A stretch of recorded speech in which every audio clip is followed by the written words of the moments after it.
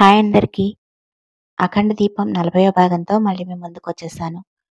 ఇక లేట్ చేయకుండా స్టోరీలోకి వెళ్ళిపోదాం. సంతోష్ హాస్పిటల్‌కి వెళ్ళేసరికి భువనేశ్వరీదేవిని ఎమర్జెన్సీ వార్డ్‌లోకి తీసుకువెళ్లారు. ప్రభాకర్, మంజుల ఇద్దరూ రూమ్ బయట కంగారు పడుతున్నట్లుగా నటిస్తూ తిరుగుతున్నారు. బయట వీళ్ళ పరిస్థితి ఇలా ఉంటే, లోపల భువనేశ్వరీదేవి పరిస్థితి వేరేలాగా ఉంది. అనవసరంగా గుండెల్లో నొప్పి అని ఈ హాస్పిటల్‌లో జాయిన్ అయ్యాను. వీళ్ళు నిజంగానే నాకు గుండెల్లో నొప్పి తెప్పించేటట్లుగా ఉన్నారు. ప్రభాకర్ తోటి డాక్టర్స్‌ని మెయింటైన్ చేయరా అని చెప్పాను. వెధవ, కనీసం వాడు వీళ్ళతో మాట్లాడినట్లుగా కూడా అనిపించడం లేదు. ఇప్పుడు వీళ్ళు నాకు లేని రోగానికి ఏం ట్రీట్మెంట్ చేస్తారో ఏంటో అని భయపడుతూ స్ట్రక్చర్ మీద పడుకొని ఉంది భువనేశ్వరీదేవి. సంతోష్ నేరుగా భువనేశ్వరీదేవిని ఉంచిన ఎమర్జెన్సీ వార్డు ముందుకు వెళ్లి ప్రభాకర్‌తో హడావిడిగా మాట్లాడడం మొదలుపెట్టాడు. మావయ్య, అమ్మకిప్పుడు ఎలా ఉంది? డాక్టర్స్ ఏమైనా చెప్పారా? అసలు తనకి గుండెల్లో నొప్పి ఎందుకొచ్చింది? పొద్దున బానే ఉంది కదా! మీరు కానీ అమ్మనేదైనా అన్నారా?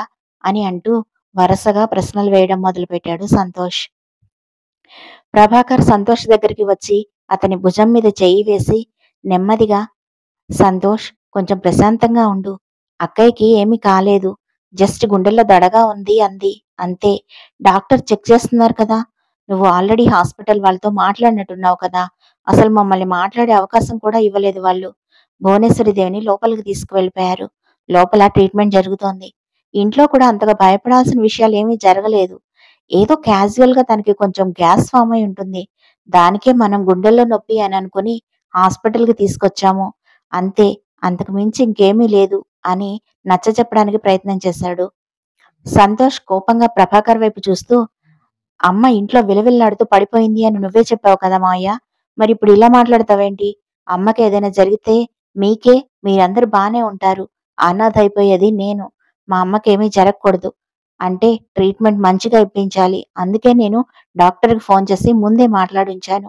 అమ్మ దేనికో విపరీతంగా బాధపడుతోంది అని బాధ ఉన్నట్లుగా నటిస్తూ అన్నాడు సంతోష్.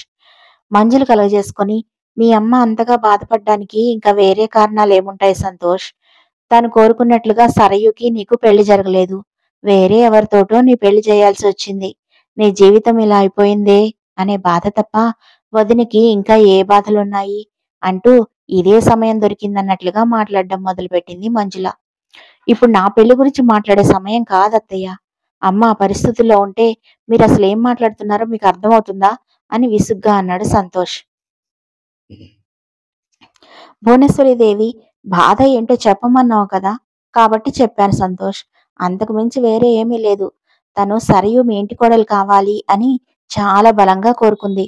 అది జరగట్లేదే అన్న బాధతో తన ప్రాణం మీదకి తెచ్చుకుందేమోనని నాకు అనుమానంగా ఉంది అని తన అభిప్రాయాన్ని బలంగా వినిపించడానికి ప్రయత్నం చేసింది మంజుల.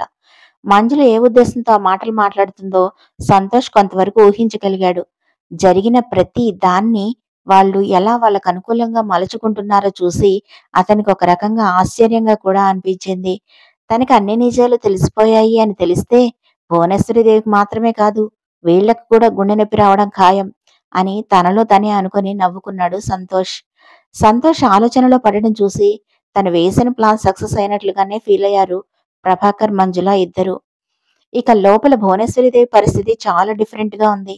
ఆమె కళ్ళ ముందే అక్కడ డాక్టర్లు కత్తులు, కత్తెరలు క్లీన్ చేయడం మొదలుపెట్టారు. ఆమె ముందే వాళ్ళు చాలా సీరియస్‌గా డిస్కషన్ చేసుకోవడం మొదలుపెట్టారు. అక్కడ డాక్టర్, నర్సులు అందరి హడావిడి పెడుతూ అన్ని ఏర్పాట్లు కంప్లీట్ చేశారా? ఒకవేళ బ్లడ్ అవసరమవుతుందేమో బ్లడ్ బ్యాంక్‌కి కూడా కాల్ చేసి అలర్ట్‌గా ఉండమని చెప్పండి అంటూ హడావిడిగా సజెషన్స్ ఇవ్వడం మొదలుపెట్టాడు. డాక్టర్, మీరు ఎప్పుడూ లేనిది ఇంతగా ఎందుకు హడావిడి పడుతున్నారు? అని అడిగింది ఒక నర్స్. సంతోష్ గారు తెలుసు కదా! ఆయన వాళ్ళ అమ్మగారి విషయంలో చాలా సీరియస్‌గా ఉన్నారు. వాళ్ళ అమ్మకి ఏం జరిగినా అతను మన హాస్పిటల్‌ని కూడా లేపేస్తాడు. అందుకే ఎందుకైనా మంచిదని ముందే హార్ట్ ఓపెన్ చేసి అసలు లోపల ఏమేం ప్రాబ్లమ్స్ ఉన్నాయో చూద్దాం అనుకుంటున్నాను అని అన్నాడు డాక్టర్. వాళ్ళ మాటలు వింటున్న భువనేశ్వరీదేవికి గుండెల్లో రాయి పడ్డట్లుగా అనిపించింది.